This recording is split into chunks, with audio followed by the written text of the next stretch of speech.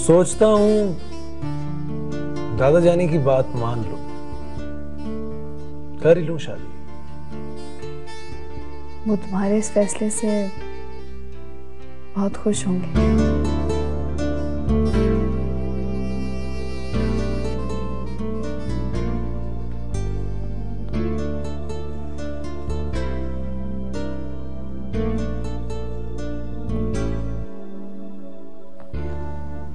और तुम? तुम्हें क्या लगता है मैं खुश नहीं हूं? मुझे ऐसा लगता है जैसे तुम सिर्फ और सिर्फ दादा जानी को खुश करने के लिए ऊपर ऊपर से खुश हो।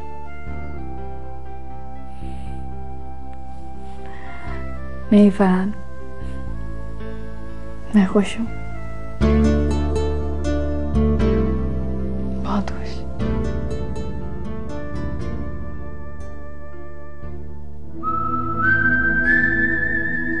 देखना इफ़त, जिंदगी हमारी सोचों से भी ज्यादा हसीन होगी।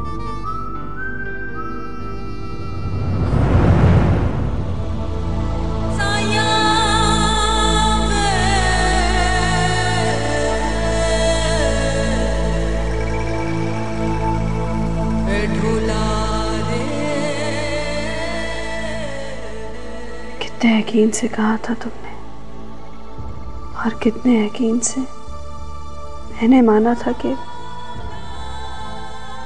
जिंदगी वाकई हमारी सोच से ज्यादा हसीन होगी। काश काश फरहान तुमने ये बात इतने यकीन से ना कही होती, या काश मैंने ही तुम्हारी बात का यकीन ना किया होता।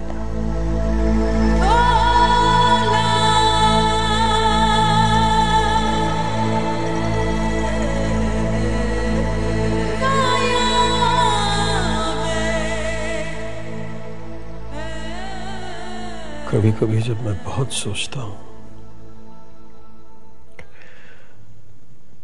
तो मुझे इन सारी परेशानियों का,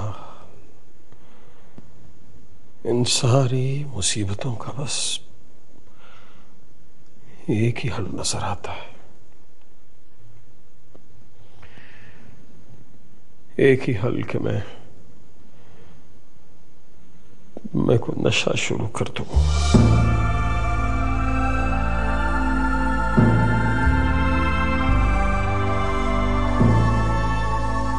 जो मालूम है नशा बहुत बुरी चीज है, मगर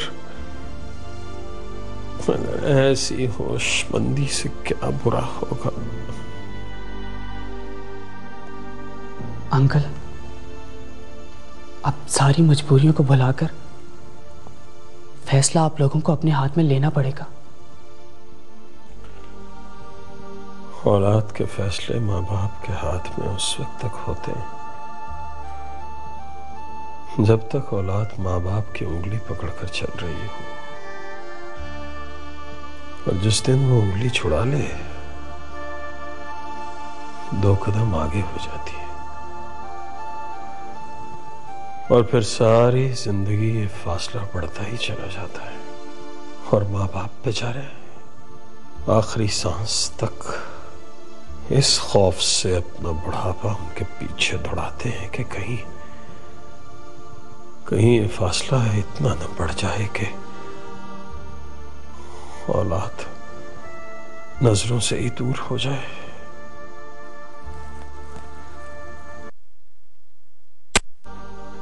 जब मैं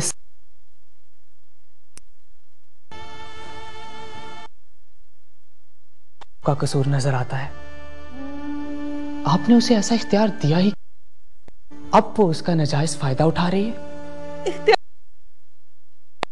होता हर के हमारे हाथों में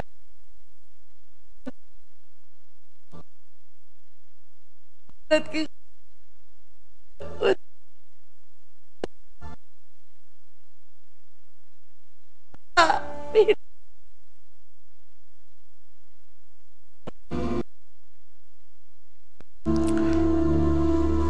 तुम नहीं समझोगे ज़ुहैब, तुम नहीं। मैं भी कभी बिल्कुल तुम्हारी तरह ही सोचता था,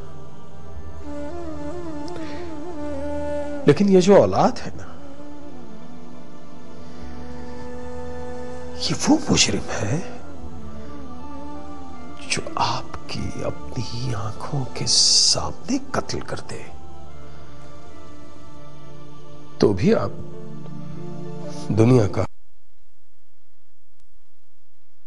दलील झुटलाकर इसे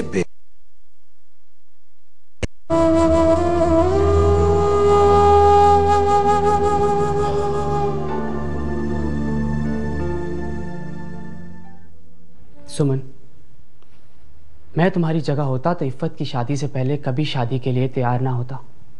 ये बहुत बड़ा मॉरल प्रेशर होता उस पर। ज़ुहैब, तुम उस सानेह के बारे में कुछ नहीं जानते। नहीं जानते कि मेरी बहन पर 7 साल पहले क्या कयामत टूटी थी। मैं उसकी जगह होती तो शायद खुद को ही खत्म कर लेती। टिपिकल कॉलेज गोइंग लड़कियों वाली सोच है। सुमन, जिंदगी में बेवफाई का सामना किसे नहीं करना पड़ता। हम सब जिंदगी में किसी ना किसी मोड़ पर किसी झूठ को अपनी जिंदगी का सबसे बड़ा सच मान बैठते हैं। जानते पूछते किसी ना किसी खुदफरेबी का शिकार हो जाते हैं, ठुकराए जाते हैं। वक्ती तौर पर हमारी अना, खुददारी, हमारे जज्बात को ठेस पहुंचना एक फितरी बात है, लेकिन इसका यह मतलब नहीं कि हम हमेशा के लिए दुनिया से मुंह मोड़कर बैठ जाएं। इफ़्फ़त को भी समझाओ, शादी कर ले। नई जिंदगी पुरानी जिंदगी की तलखियां मिटा देगी। ज़ुहैब, इफ़्फ़त और फरहान की कहानी सिर्फ एक लड़का लड़की की नाकाम मोहब्बत का फसाना नहीं है। वो जो 7 साल से रोज जी रही है, रोज मर रही है, तो ये सिर्फ उसकी ख्वाहिश नहीं, मजबूरी है उसकी।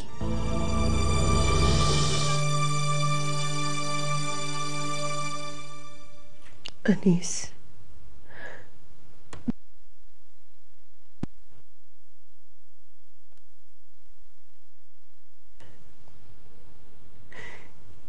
जवान लड़की को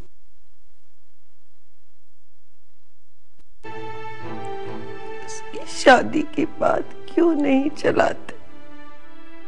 जो रिश्ता पहली मुलाकात में इनकार क्यों कर देते हैं हम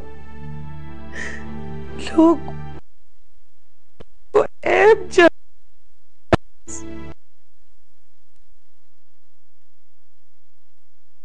को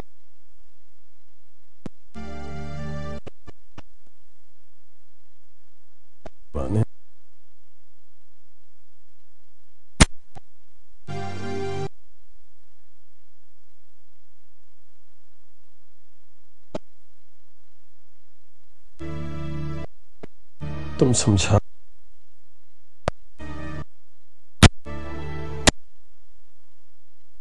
उसने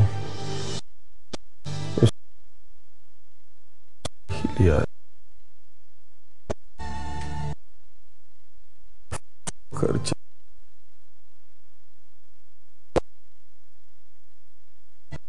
जब तो इस तरह का भारत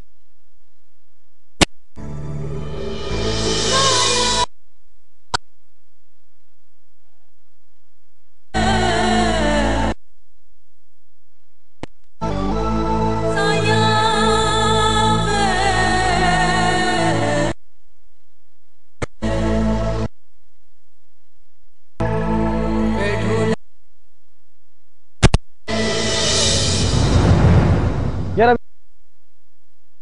तुमने मेरी खबर सुना दी। तो मुझे भी रात को ही पता चला। अम्मी बता रही थी कि अंदर ही अंदर काफी देर से बात चल रही।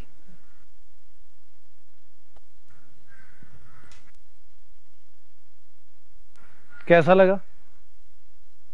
नहीं देखा। नंबर दे दो उसे। फरहान, अगर इस तरह बात करोगे ना तो नहीं करा सकोगी।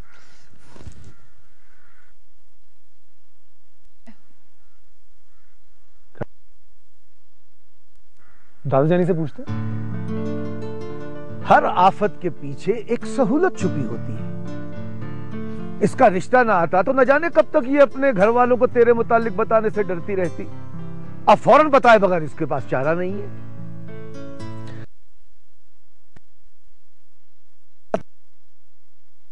अब ये बताएंगे कि करना क्या है? हमारे वक्त हुआ जब प्यार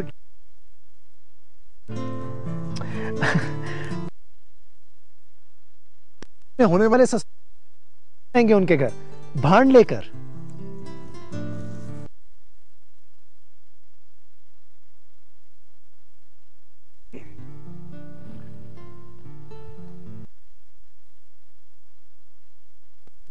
तुम घर जाओ, मैं सुबह आऊंगा तेरे माँ बाप से मिलने। नहीं,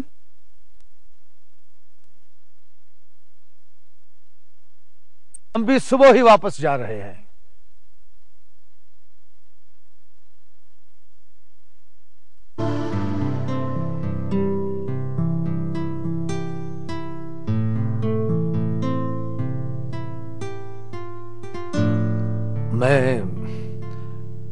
मैं फरहान का दादा हूं, लेकिन मैंने उसे बिल्कुल बेटों की तरह पाला है।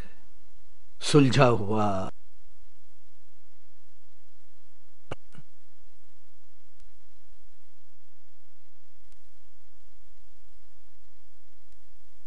मेरा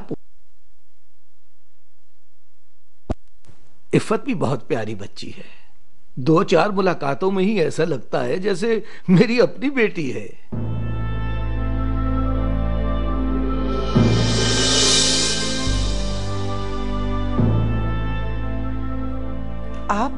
आप कैसे जानते हैं?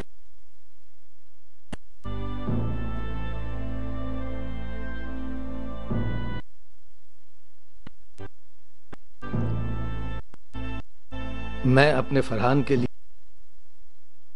का हाथ मांगने आया हूं।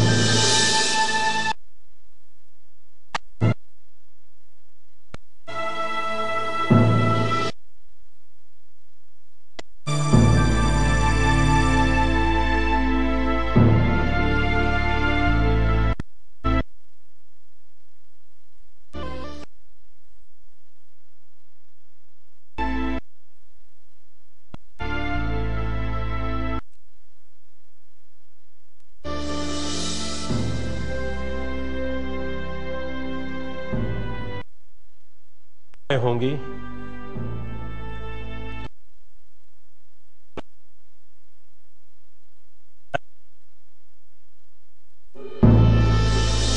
बाबा, आपको मुझसे पूछना तो चाहिए था। तूने हमसे पूछा था ये सब कुछ करने से पहले? किश्वर, मैं किसी बहस में नहीं पड़ना चाहता।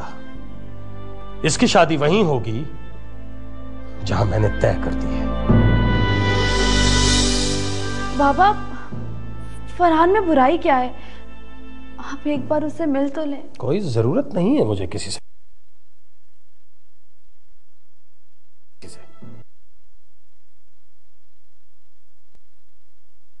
शादी वरना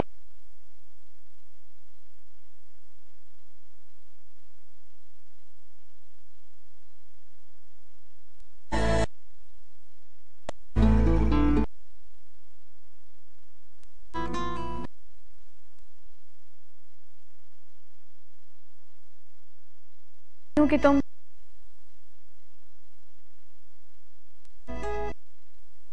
गुनाह है। सिवा शायद चारा नहीं। मैं बाबा का वो अपना आखिरी फैसला कर चुके हैं। आखिरी फैसला वो होता है बेटा जिस पर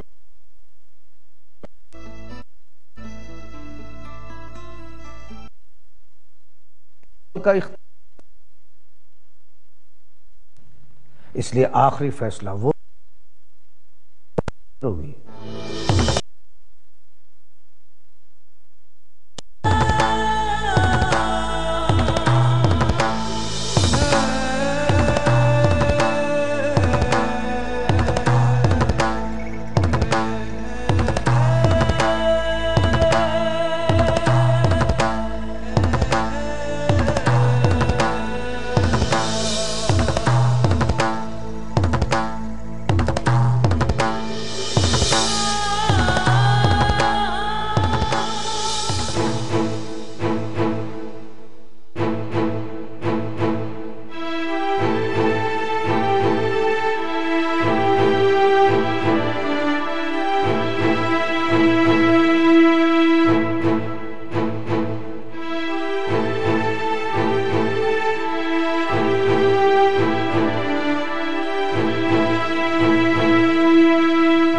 बाबा,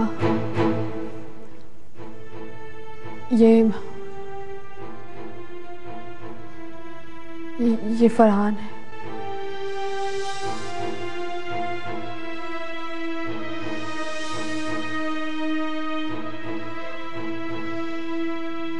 क्यों आए हो यहाँ? अंकल, हम दोनों ने निकाह कर लिया है।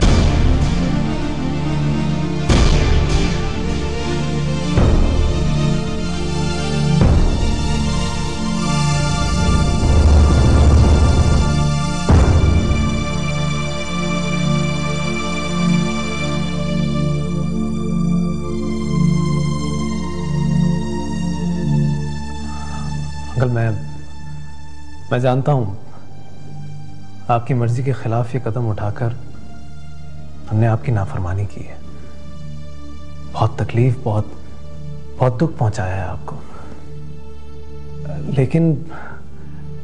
लेकिन मुझे यकीन है कि आप हमें माफ कर देंगे।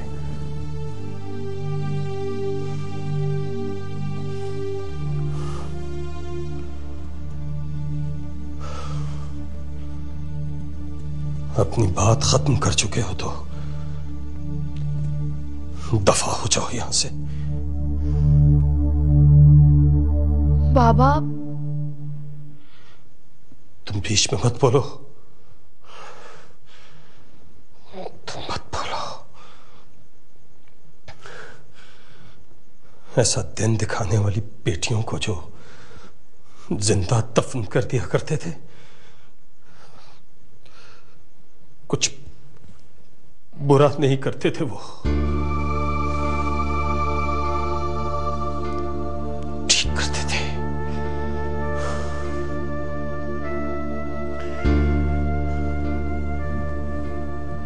अंकल, आप इस वक्त गुस्से में हैं, और गुस्सा तो हाथ जोड़कर माफी मांगने वालों को भी माफ नहीं करता।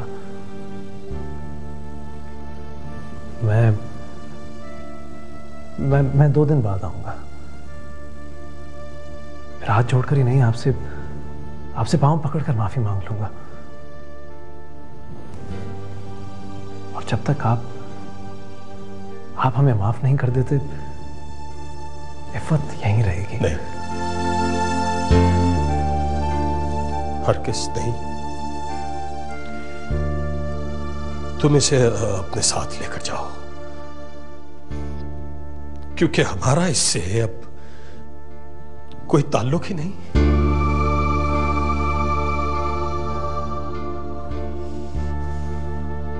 इसकी रुखसती तब तक नहीं होगी जब तक आप इसकी खुशी में शरीक नहीं होंगे। खुदा हाफिज़।